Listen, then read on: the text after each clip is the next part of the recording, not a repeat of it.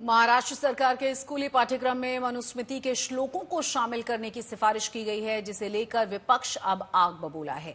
शरद पवार की पार्टी लगातार इसका विरोध कर रही है, लेकिन विरोध में एक नया एंगल उस वक्त आ गया जब शरद पवार की पार्टी के विधायक ने विरोध प्रदर्शन के दौरान डॉक्टर अंबेडकर की तस्वीर को फाड़ डाला।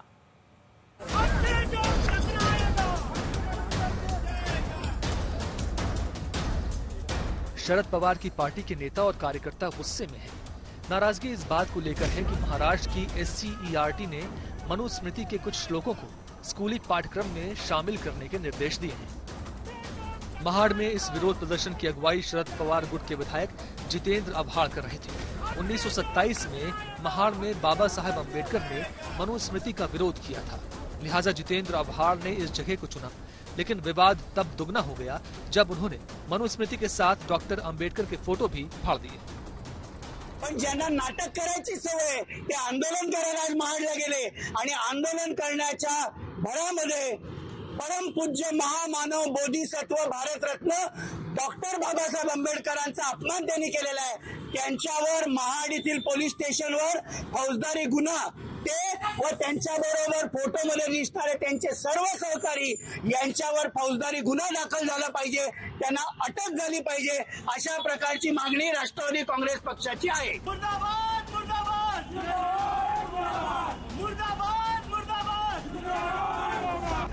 बात बढ़ी तो जितेंद्र अभाड़ ने सफाई दी। रागाच्या भरात, मनुस्मृतीवरतील रागाच्या भरात हे सगळं घडलं आणि मी त्याबद्दल उघडपणाने माफी मागतोय।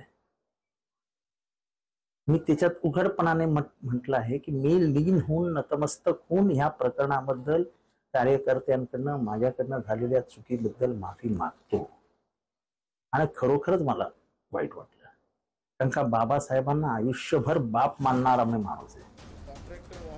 उधर कांग्रेस ने भी स्कूली पाठ्यक्रम में मनुस्मृति के श्लोकों को शामिल करने का विरोध किया।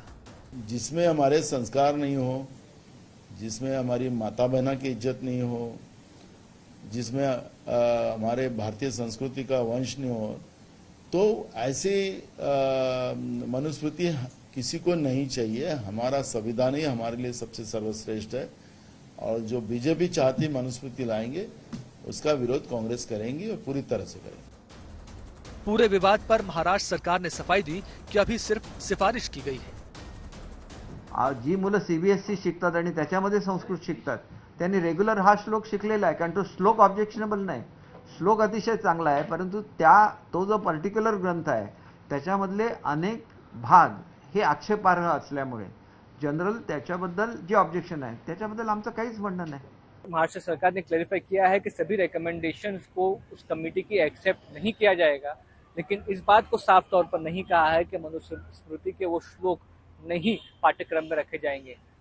ये कहा गया है मंत्री की तरफ से कि जो श्लोक इस्तेमाल किए गए हैं वो सही संस्कार देते हैं, लेकिन जिस टेक्स्ट से वो श्लोक इस्तेमाल किए गए हैं वो गलत है।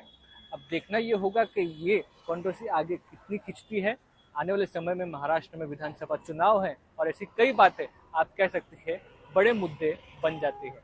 कैमरा पर्सन साई प्रसाद पाटिल के साथ मुस्तफा शेख, मुंबई, आज तक।